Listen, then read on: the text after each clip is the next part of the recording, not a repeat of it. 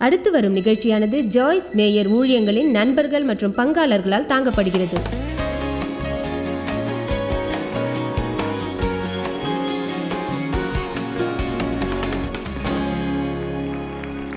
பிதாவே நன்றி. இன்று இந்த அருமையான நிகழ்ச்சியை நடத்த உதவியுள்ளீர்கள். இந்த நிகழ்ச்சியில் நம்மால் பேசப்படும் வார்த்தைகள் குறித்து ஒரு நல்ல செய்தியை வழங்கப் போகிறேன். இயேசுவின் நாமத்திலே ஆமென். மனம், வாய், உணர்ச்சிகள், குணங்கள். நம் எல்லோருக்கும் மனம் உள்ளது. அதை நாம் எப்படி பயன்படுத்துகிறோம் என்பதே முக்கியம். நம் மனதில் உள்ளதுதான் நம் வாயில் வெளிப்படும். இதயம் வழியாக நம் வாய் பேசுகிறது. நம் வார்த்தைகள் மூலம் நாம் மகிழ்ச்சி அடையலாம், அதே சமயம் நம்மை நாம் துயரப்படுத்தலாம். நம் வார்த்தைகள் மூலம் பிறரை சந்தோஷப்படுத்தலாம், ஆனால் நாம் அடிக்கடி பிறரை துயரப்படுத்துகிறோம். இப்போது உங்களிடம் ஒரு கேள்வி கேட்கிறேன், அது பற்றி சிந்தியுங்கள். தேவனின் வார்த்தைகளின்படி வல்லமையை பற்றி கூறுவதை நாம் விசுவாசிக்கிறோமா? நான் அப்படி நினைக்கவில்லை. கடந்த 2 ஆண்டுகளாகவே இது பற்றி நான் அதிகமாகவே படித்துள்ளேன். வாய் பற்றிய புத்தகங்களை நிறைய படித்துள்ளேன். அதிலிருந்து எல்லா நீதிமொழிகளையும் கோடிட்டு குறித்துள்ளேன், பலமுறை குறித்துள்ளேன். நட்சத்திர குறி போன்ற பல்வேறு குறிகளாலும் வாயை பற்றி குறித்துள்ளேன். இதுவரை அதை பற்றி முழுமையாக தெரிந்து கொண்டதாக நினைக்கவில்லை. எனக்கு அதில் சில விஷயங்கள் புதிதாக இருந்தது. எனவே வார்த்தையின் வல்லமை பற்றி மேலும் பல விஷயங்களை அறிய வேண்டும் என்று நான் நினைக்கின்றேன். நீதிமொழிகள் 18:21 வேதம் சொல்கிறது, மரணமும் ஜீவிதமும் நாவின் அதிகாரத்தில் இருக்கும் என்று. மரணமும் ஜீவிதமும் நாவின் அதிகாரத்தில் இருக்கும். மீதமுள்ள வேத வசனத்தை பார்ப்போம். மரணமும் ஜீவனும் நாவின் அதிகாரத்தில் இருக்கும். அடுத்து உள்ள வசனம், அதில் பிரியப்படுபவர்கள் அதன் கனியை புசிப்பார்கள். அதனுடைய அர்த்தம் இதுதான். நம் வார்த்தைகள் வெளிப்படுவதன் மூலம் நம் வாழ்வில் மரணமோ வாழ்வோ சம்பவிக்கும். எனவே மரணமும் ஜீவனும் நாவின் அதிகாரத்தில் உள்ளன. எண்ணம், வாய்மொழி, உணர்ச்சி, குணம் அதில் சம்பந்தப்பட்டுள்ளது. நம் மனதில் பிரச்சனை உருவாகிறது. எனவே அதற்கான தீர்வும் நமது மனதில்தான் உள்ளது. தேவன் சிந்திப்பதைப் போல சிந்திப்பதை நாம் அறிய வேண்டும். அதுபோல் அவர் போல பேசவும் நாம் அறிய வேண்டும். தேவனைப் போல் சிந்தியுங்கள், தேவனைப் போல் பேசுங்கள், தேவனைப் போல செயல்படுங்கள். நம் தீய சிந்தனைகளால் எழும் பிரச்சனைகள் பற்றி சனிக்கிழமை மதியம் நாம் பேசினோம். அந்த தீய சிந்தனைகளின் பிரச்சனையே தீய எண்ணங்களும் வார்த்தைகளும் தான். இப்பொழுது உங்களுக்கு ஒரு சிறிய இடைவெளி தருகிறேன். நம் உடம்பில் சுரக்கும் சில ஹார்மோன்கள் இல்லாததால் பலருக்கு அது போன்ற தீய சிந்தனைகளும் உணர்ச்சியின் ஏற்ற இறக்கங்களும் வருகிறது. பலருக்கு அது இல்லாமலும் இருக்கலாம். அது ஒரு ரசாயன குறைபாடு. எனவே அவைகள் மீது நாம் பழி போடக்கூடாது. இன்று நம்மிடையே உள்ள யாரோ ஒருவர் என்னிடம் சொன்னார், அவர் யாரென்று நினைவில்லை, பெண்கள் தீய வழியில் செல்வதுதான் அந்த குறைபாடு, ஆனால் ஆண்கள் செய்வது பாவம் என்றார்.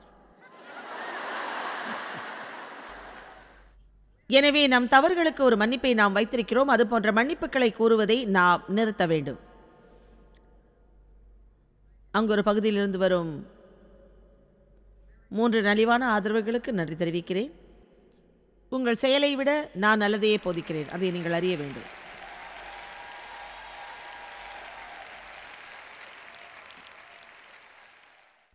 ஆதியாகமம் 1:1-3 ஆதியிலே தேவன் வானத்தையும் பூமியையும் சிருஷ்டித்தார். பூமியானது ஒழுங்கின்மையும் வெறுமையுமாய் இருந்தது. அப்படி ஒரு வெறுமையிலிருந்து பூமி உருவானதை இப்போது நாம் விசுவாசிக்கவில்லை. அதற்கிடையில் ஏதோ ஒன்று நடந்திருக்கிறது. அதை பற்றியெல்லாம் அவர் நம்மிடையே விவரிக்கவில்லை. அது ஒரு வகையான இயற்கை நிகழ்ச்சி. அநேக வல்லுநர்கள் நினைக்கிறார்கள், சாத்தான் பரலோகத்திலிருந்து வெளியேற்றப்பட்டு பூமியில் வாழத் தொடங்கியதும் அது நடைபெற்றது என்று. அதனால் 2வது வசனத்தில் தேவன் அதை நமக்கு விளக்குகிறார். பூமியானது ஒழுங்கின்மையும் வெறுமையுமாயிருந்தது, ஆழத்தின் மேல் இருள் இருந்தது. தேவ ஆவியானவர் ஜலத்தின் மேல் அசைவாடிக் கொண்டிருந்தார். அந்த காட்சியை பாருங்கள். அங்கு எல்லாமே ஒரு குழப்பமாக இருந்தது. இன்று அதில் பலரது வாழ்வு அடங்கியுள்ளது. ஒரு சமயம் எல்லாமே நன்றாக இருந்தது. பிறகு இயற்கையின் சுழற்சியில் நம் வாழ்வில் மாற்றங்கள் ஏற்பட்டது. தவறான திருமணம், வசை, ஏமாற்றங்கள், கனவு பலிக்காதது, வேலை செய்ய முடியாதபடி நோய், இப்படி பல நிகழ்ச்சி நடந்துள்ளது. நம் வாழ்வில் பல குழப்பங்கள் உள்ளதாக நினைக்கிறேன். நாம் எங்கு பார்த்தாலும் ஒரு பெரிய குழப்பமே உள்ளது. எசேக்கியேலை போல இறந்தவரின் பூமியில் இருப்பதாக நினைக்கிறோம். அங்கே எலும்புகள் உள்ளன, தேவனின் ஆவியும் உள்ளது. அடுத்து என்ன நடந்தது என்று பார்ப்போம். தேவன் சொன்னார், வெளிச்சம் உண்டாக கடவது. குழப்பம் என்றவர் சொல்லவில்லை. எனவே அதையெல்லாம் நாம் தீர்மானிக்க முடியாது. அவர் மன வருத்தமே, நான் அவர்களுக்கு நல்ல வாழ்க்கை கொடுத்தேன், ஆனால் அவர்கள் செய்ததை பாருங்கள் என்பதுதான். எல்லா குழப்பத்திற்கும் அவர் தந்த விடை வெளிச்சம் உருவாக கடவது. ஏன் அப்படி சொன்னார்? ஏனென்றால் இருளை வெளிச்சம் போக்கிவிடும், மரணத்தை ஜீவன் போக்கிவிடும். நமது நல்ல வார்த்தைகள் நமது வாழ்வில் ஏற்படும் துன்ப சூழ்நிலையை போக்கிவிடும். நமது வாயே ஒரு ஆயுதமாக உள்ளது. அதிலிருந்து வெளிப்படும் வல்லமையை நாம் உணர்வதில்லை. நாம் எல்லாவற்றின் மேலும் ஆசைப்படுகிறோம். ஒரு நாளைக்கு 24 மணி நேரமும் நாம் வேண்டாததையே பேசுகிறோம். அடுத்த முறை நீங்கள் ஒன்றை கவனிக்க வேண்டும். வேண்டாதவற்றை பேசாமல் இருப்பது எவ்வளவு கடினம் என்பதை அப்போது நீங்கள் உணர்வீர்கள். அது இப்படித்தான் இருக்கும். அது எப்படி என்றால்,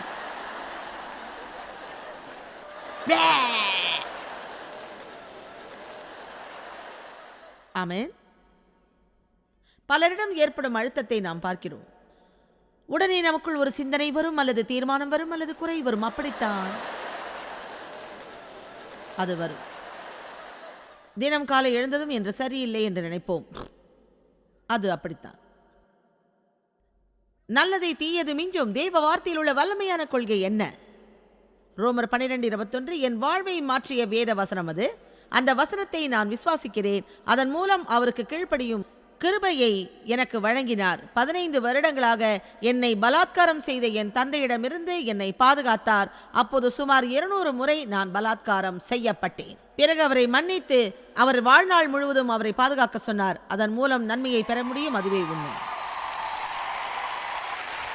தீமையை நன்மையால் வெல்லுங்கள். உங்கள் வாழ்வில் குழப்பம் உள்ளதா? அந்த நேரத்தில் நீங்கள் சந்திக்கும் நபர்களுக்கெல்லாம் உங்களால் முடிந்தவரை நல்லதை செய்ய முற்படுங்கள்.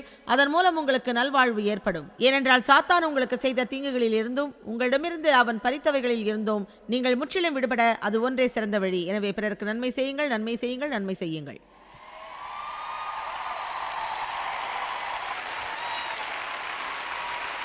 தீயவைகளை நல்லவை மூலம் வெல்வதற்கு அதுவே நல்ல வழி. தேவனின் வார்த்தையில் உள்ள வல்லமையான ரகசியம் அதுதான். அதனால்தான் வேதம் சொல்கிறது, உங்கள் எதிரிகளுக்காக ஜெபியுங்கள். யாராவது உங்களை துன்புறுத்தினால் நீங்கள் செய்யும் நல்லது அவர்களுக்காக ஜெபியுங்கள். தீயதை அகற்றி நன்மையை செய்யுங்கள். சூழ்ந்திருந்த இருள் அப்போது விலக்கப்படும். தேவன் நேரில் வந்து குழப்பம் பற்றி பேசவில்லை. அவர் சொன்னார், வெளிச்சம் உண்டாக கடவதாக. எனவே தினமும் காலை நீங்கள் எழுந்து பூமியில் மண்டியிட்டதும் சொல்ல வேண்டியது இதுதான், வெளிச்சம் உண்டாவதாக. ஏன் அப்படி சொல்ல வேண்டும் என்றால், வெளிச்சம் இருளை போக்கும், மரணத்தை ஜீவன் விலக்கும். தேவன் நாவை பயன்படுத்த சொல்கிறார், சாத்தானும் அதையே சொல்கிறது. பரிசுத்த ஆவி உங்கள் வாழ்வை மாற்ற காத்திருக்கிறது. உங்கள் கனவுகள் உண்மையாகும். உங்கள் இதயத்தில் உள்ள ஆசைகள் நிறைவேறும். தேவனுக்காக உங்களை அது வல்லமைப்படுத்தும். உங்கள் சந்தோஷத்திற்காக இயேசு சிலுவையில் மரித்த அனுபவத்தை நீங்கள் உணர்வதற்காக பரிசுத்த ஆவி காத்திருக்கிறது. தேவனுக்கு நம் வார்த்தையை தர வேண்டும். உன் வாய் அதை காப்பாற்றியதா? சில ஆண்டுகளுக்கு முன் தேவன் என்னிடம் அதை சொன்னார். நான் நீண்ட தூரம் பயணம் செய்து போதித்து வருகிறேன். எனக்கு வார்த்தையை பற்றி அதிகம் தெரியும். தேவன் ஒரு நாள் என்னிடம் சொன்னார், உன் வாய் காப்பாற்றப்பட்டதா? உன் வார்த்தை காப்பாற்றப்பட்டதா? ஒருவேளை நம் வார்த்தை ஞாயிறு காலை காப்பாற்றப்பட்டிருக்கலாம், ஆனால் திங்கள் காலை அது என்ன சொல்லியது? எசேக்கியேல் 37 ஒரு வல்லமையான அதிகாரம். முதல் 10 அதிகாரங்கள் உள்ளன. இப்போது அதை நான் விளக்கப் போவதில்லை. ஆனால் எசேக்கியேல் எலும்புகள் நிறைந்த ஒரு பள்ளத்தாக்கில் இருந்தபடி அவற்றை பார்த்தார். அந்த அனுபவம் பலமுறை என் வாழ்வில் ஏற்பட்டுள்ளது. அந்த அனுபவம் உங்களில் பலருக்கும் இருக்கலாம். எனக்கு எதிராக சிலர் திரும்புவார்கள். மருத்துவ பரிசோதனையில் எனக்கு மார்பக புற்றுநோய் உள்ளது தெரிந்தது. அந்த அனுபவம் பல முறை எனக்கு ஏற்பட்டுள்ளது. பிறருக்கு உதவி செய்வது மிக மிக அவசியம் என்று நீங்கள் நினைப்பீர்கள். ஆனால் அவர்கள் உங்களுக்கு எதிராக இருப்பார்கள். அவை எல்லாம் எலும்புகளின் வகையைச் சேர்ந்தவை, உலர்ந்த எலும்புகள். தேவன் அவரை பார்த்து, மறுபுத்திரனே, இந்த எலும்புகள் உயிரடையுமா என்று கேட்டார். நம் வாழ்வில் உள்ள குழப்பங்கள் நீங்குமா? நாம் எழுந்தது மீண்டும் கிடைக்குமா? இந்த எலும்புகள் உயிர் பெறுமா? அவர் அறிவுபூர்வமாக பதில் சொன்னார், ஆண்டவரே, தேவரீர் அதை அறிவீர். நல்ல பதில் தேவனே. அவர் சொன்னார், தேவரீர் நீங்கள் அறிவீர், அது உங்களில் தான் உள்ளது. உடனே தேவன் சொன்னார், இதை பின்பற்று. அது எலும்புகளுக்கான தீர்க்க தரிசனம். அந்த எலும்புகளிடம் சொல், ஓ உலர்ந்த எலும்புகளே, ஆண்டவரின் வார்த்தையை கேளுங்கள்.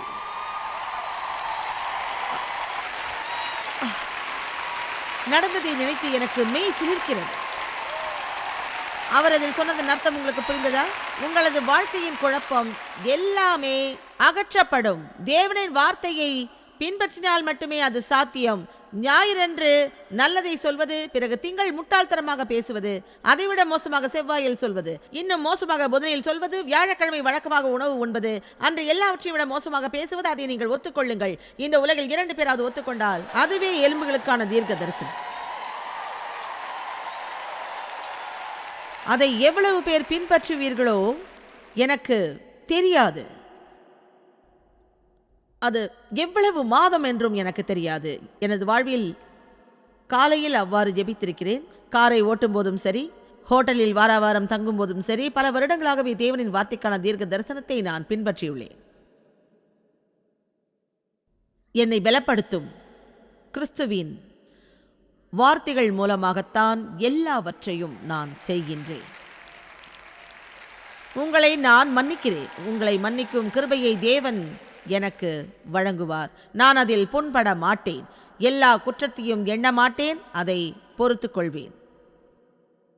உங்களின் வாழ்வில் தேவ வார்த்தைக்கான தீர்க்க தரிசனம் அதுதான். எனவே நாம் நினைத்ததையும் ஏங்கியதையும் பேசுவதையும் உடனே நிறுத்துங்கள்.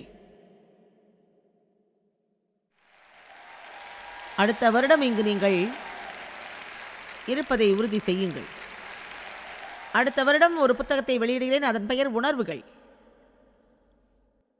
அதன் மூலம் இதுவரை வெளிவராத பல்வேறு விஷயங்களை நீங்கள் அறியலாம். நமது உணர்வுகளே நம்மை ஆள்கிறது. நான் நினைக்கிறேன், நான் உணர்றேன். என் நினைவு எனது தேவை, என் தேவை என் உணர்வு, என் தேவை என் உணர்வு. ஆனால் நமது வாழ்வு ஏன் குழப்பமாக உள்ளது என்று நாம் அறிவதில்லை. சங்கீதம் 103:20 அது சொல்கிறது, கர்த்தருடைய வார்த்தையை கேட்டு அவருடைய வசனத்தின்படி செய்கிற பலத்த சௌரியவான்களாகிய அவருடைய தூதர்களே, அவரை ஸ்தோத்தரியுங்கள். அது என்ன சொல்கிறது என்று நீங்கள் அறிவீர்களா? அந்த தேவ தூதர்கள் நமது வாழ்வில் உதவுவதற்காக நமக்கென்று அந்த தேவ தூதர்கள் நியமிக்கப்பட்டிருக்கின்றார்கள். எவ்வளவு பேர் தேவ தூதர்கள் உள்ளதை நம்புகிறீர்கள்? அவர்கள் நமது வாழ்வில் உதவுகிறார்கள். எனவே அதை பற்றி நீங்கள் அதிகம் தெரிந்து கொள்ள வேண்டும் என்று விரும்புகிறேன். நானும் அதை பற்றி அதிகம் தெரிந்து கொள்ள விரும்புகிறேன். நேற்று இரவு நான் ஒரு இடத்தில் உட்கார்ந்திருக்கும் போது ஒரு நிமிட நேரம் என் கண்களை மூடியபடி நினைத்தேன். நான் மேடைக்கு செல்லும் போது தேவதூதர்கள் என்னுடனே வருகிறார்கள். நாம் அதை பற்றி இன்னும் அதிகம் சிந்திக்க வேண்டும். போனிக்ஸில் நடைபெற்ற ஒரு நிகழ்ச்சி என் நினைவில் உள்ளது. ஒருவர் வந்தார். அவர் விசுவாசம் இல்லாதவர். அவருடைய மனைவிக்கு பிறந்தநாள் பரிசு வழங்குவதற்காக வந்தார். தேவன் தன் ஆவியால் அவர் கண்களை திறந்தார். அவருக்கு என்ன ஆயிற்று என்று அவருக்கே தெரியவில்லை. அவர் அழத் தொடங்கினார், கூச்சலிட்டார். அவர் மனைவியும் அவரோடு அழுதார். உங்களுக்கு என்ன ஆச்சு? ஏனென்றால் அவர் அப்படி செய்யக்கூடிய ஒரு நபர் அல்ல. அவர் சொன்னார், அவரை பார்க்கலையா? அவள் சொன்னால், என்ன நடந்தது?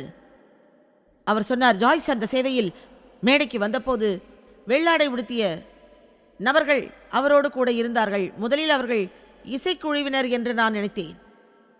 பின்னர் அவர் மேடைக்கு போதிக்க போகும்போது அவர்களில் 3 அவருடனே சென்றார்கள். அவரை சுற்றி அந்த 3 நின்றார்கள். அவர் முதலாக பிரசங்கிக்க தொடங்கிய போது அவர்கள் தங்கள் வாள்களை உயர்த்தி பிடித்து இப்படி நின்றார்கள். இதை நான் பார்க்கவில்லை, அவர் பார்த்தார். ஒரு விசுவாசம் இல்லாதவர் காப்பாற்றப்பட்டார். தேவதூதர்கள் உள்ளனர்.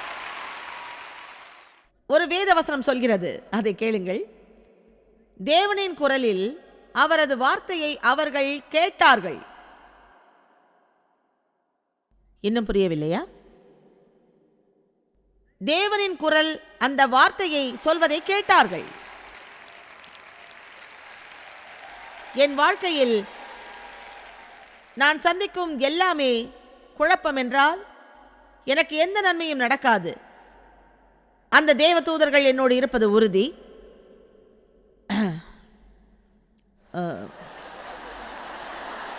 அவர்கள் உங்களோடு இருக்க வேண்டும் என்றும் விரும்புகிறேன்.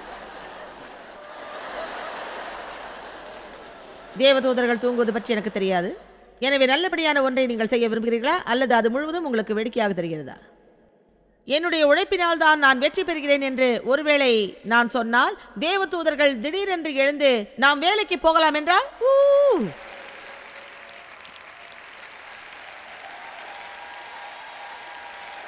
இது எனது சூழ்நிலை என்று சொல்வதை நிறுத்துங்கள்.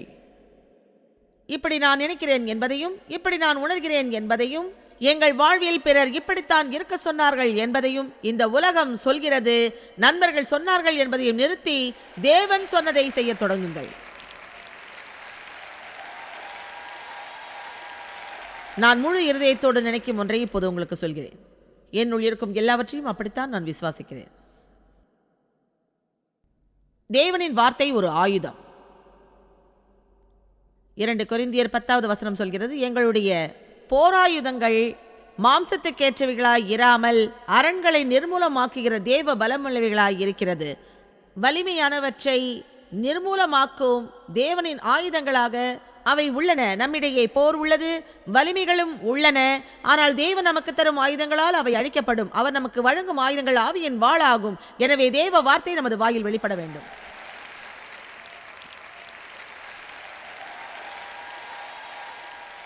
டாக்டர் கரோலின் லீஃப் நாளைய கூட்டத்தில் நல்ல விஷயங்களை பேசுவதால் நமக்கு என்ன நடக்கும் என்று கூற உள்ளார். விஞ்ஞான ரீதியான ஒரு விஷயம், நாம் நல்லதை பேசினால் நமக்கு என்ன ஏற்படும்? அதே சமயம் முரண்பட்ட ஒரு விஷயத்தை பேசினால் நமக்கு என்ன ஏற்படும்? நாம் தேவனின் வார்த்தையை நம்பும் பட்சத்தில் தேவனின் வார்த்தையை பேச முற்பட வேண்டும். தினமும் என் ஜெபத்தில் சொல்வேன், நான் சரியாக உணர்கிறேன், நல்லதை காண்கிறேன், நல்லதை உணர்கிறேன். என் எடை எந்த அளவுக்கு இருக்க வேண்டும் என்று தேவன் விரும்புகிறாரோ அந்த அளவுக்கு இருக்கிறேன். தினம் அதை நான் சொல்கிறேன். தினம் காலை ஜெபத்தில் அதை சொல்கிறேன். சரியாக உணர்கிறேன், நல்லதை காண்கிறேன், நல்லதை உணர்கிறேன். என் எடை எந்த அளவு இருக்க வேண்டும் என்று தேவன் விரும்புகிறாரோ அந்த அளவு இருக்கிறேன். அதை நான் ஆண்டாண்டு காலமாக செய்து வருகிறேன். நீங்கள் சொல்வது என்ன? உள்ளபடி அப்படி நான் இருக்க முடியாது, நான் தடியானவன், அது அசிங்கமாக உள்ளது.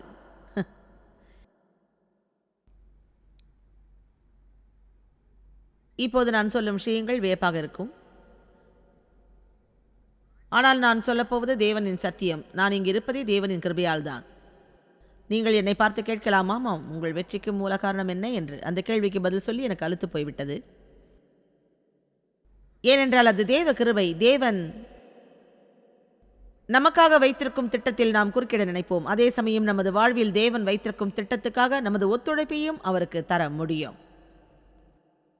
இன்று காலை ஜான் மேக்ஸ்வெல் ஒரு விஷயம் சொன்னார். எல்லோருக்கும் ஒரு கடமை உள்ளது.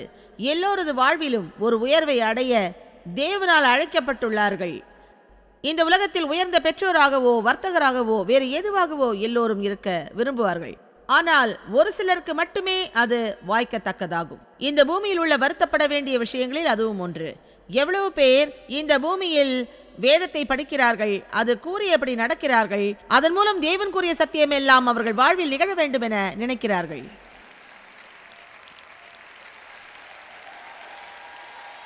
இது பற்றி போதிக்கும் புத்தகத்தின் ஒரு பிரதியை இங்கு நீங்கள் வாங்க வேண்டும். அதில் கூறப்பட்டுள்ளவற்றை வாரம் ஒரு முறையாவது கடைபிடிக்க வேண்டும். என் வாய் மூலம் நான் பேசுவதை கேட்டு அது அழுக்கும் வரை அது நிகழ வேண்டும். அது உங்களுக்கு சாத்தியமாகும். பிறகு புத்தகத்தை வையுங்கள். ஒரு மாதம் விட்டுவிட்டு பிறகு அதை வெளியே எடுத்து முழுவதும் படியுங்கள். இதை நீங்கள் செய்யாவிட்டால் உங்கள் வாழ்வில் தேவன் வைத்திருக்கும் அருமையான திட்டத்தை இழப்பீர்கள். தேவதூதர்கள் நம் குற்றச்சாட்டையோ பேச்சையோ குறைபாடையோ வேறு எதையோ கேட்கப் போவதில்லை. தேவனின் வார்த்தையை மட்டுமே கேட்பார்கள். சங்கீதம், பாவ மன்னிப்பு, வார்த்தையை படித்தல், அதனை ஜெபித்தல் அனைத்திலுமே. எனவே தேவனின் வார்த்தையை நாம் நேசிக்க வேண்டும். உங்கள் தேவதூதருக்கு என்ன தரப்போகிறீர்கள்? படிப்பதற்கென்ற வேதவசனம் உள்ளது. உடனே அதை படியுங்கள், இன்னும் வேகமாக. என்று நான் செய்ய வேண்டியவை அநேகம் உள்ளது. நீதிமொழிகள் 10:14. ஞானவான்கள் அறிவை சேர்த்து வைக்கிறார்கள், மூடனுடைய வாய்க்கு கேடு சமீபித்து இருக்கிறது. நீதிமொழிகள் 13:3. தன் வாயை காக்கிறவன் தன் பிராணனை காக்கிறான், தன் உதடுகளை விரிவாய் திறக்கிறவனோ கலக்கமடைவான்.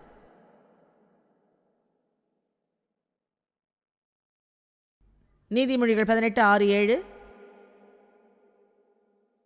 மூடனுடைய உதடுகள் விவாதத்தில் நுழையும், அவன் வாய் அடிகளை வரவழைக்கும்.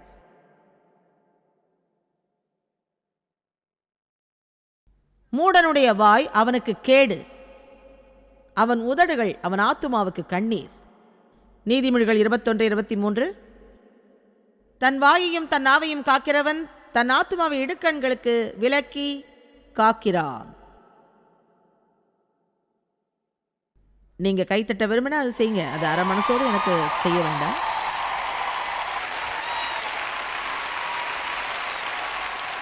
இந்த நற்செய்தியை கூறிய நாள் முதல் நான் தொடர்ந்து கவனிக்கிறேன். அப்படி கவனிக்கும் போது ஒரு குறிப்பை எடுத்துள்ளேன். யோசனையின்றி சிலர் சொல்வது இதுதான். எல்லோரும் இதை கேளுங்கள். எனக்கு இது பிடிக்கவில்லை. அது நலிவை தருகிறது. நீங்களும் சரி, அதுவும் சரி, நலிவை தருகிறீர்கள். நலிவு மட்டுமல்ல, நான் தளர்ந்து போய்விட்டேன். அந்த நலிவு, தளர்ச்சி இரண்டுமே உங்களால் தான். என் வேலையை செய்ய முடியவில்லை, வீட்டை கூட சுத்தம் செய்ய முடியவில்லை, சமைக்க கூட முடியவில்லை.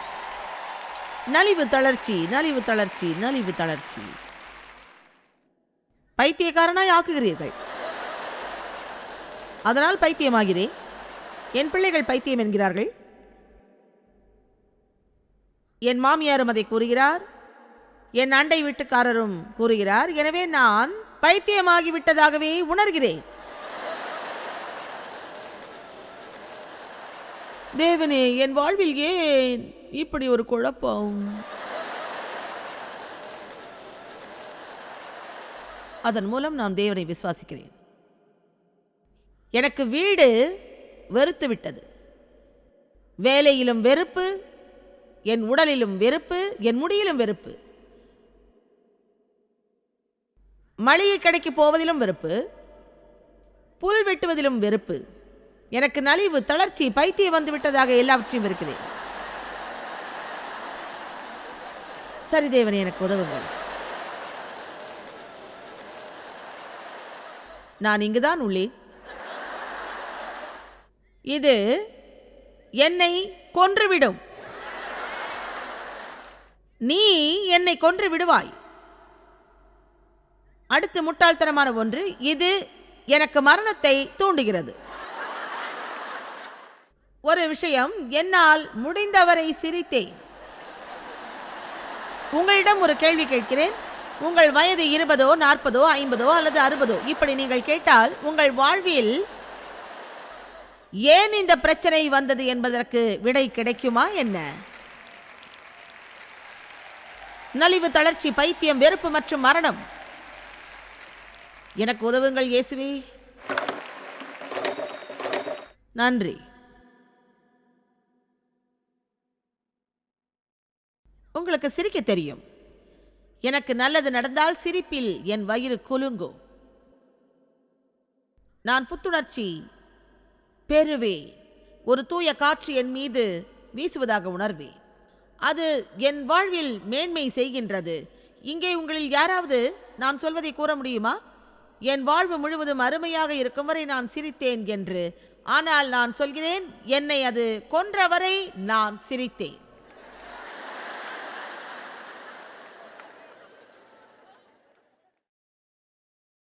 எதற்காக முரண்பட்டவைகளில் நாம் நாட்டம் கொள்ள வேண்டும்? நமது மொழியில் நலிவு தளர்ச்சி என்று கூறுவதன் மூலம் நமக்கு என்ன நடந்துவிடும்? நாம் நலிவும் தளர்ச்சியும் அடைந்து பின்னர் தேவனிடம் கேட்போம், எனக்கு ஏன் இந்த நலிவு தளர்ச்சி என்று. ஒரு வாரத்தில் குறைந்தது 500 முறையாவது நாம் அப்படி சொல்கிறோம் அல்லவா? பங்காளர்களுக்கும் எங்களது நன்றியையும் பாராட்டுகளையும் தெரிவிக்கிறோம். ஒன்றாய் இணைந்து நாம் பசியுள்ளவர்களை போஷித்து உடைகளை கொடுத்து தேசங்களுக்கு சுவிசேஷத்தை சொல்லி வருகிறோம். எங்களை தொடர்பு கொண்டு உங்கள் ஜெப தேவைகள் மற்றும் எங்களின் வெளியீடுகள் பற்றி அறிந்து ஜாய்ஸ் அவர்கள் நிகழ்ச்சிகளை அறிந்து எங்களோடு இணைந்து தேவ அன்பை உலகிற்கு பரவச் செய்யுங்கள். அடுத்து வரும் நிகழ்ச்சியானது ஜாய்ஸ் மேயர் ஊழியங்களின் நண்பர்கள் மற்றும் பங்காளர்களால் தாங்கப்படுகிறது.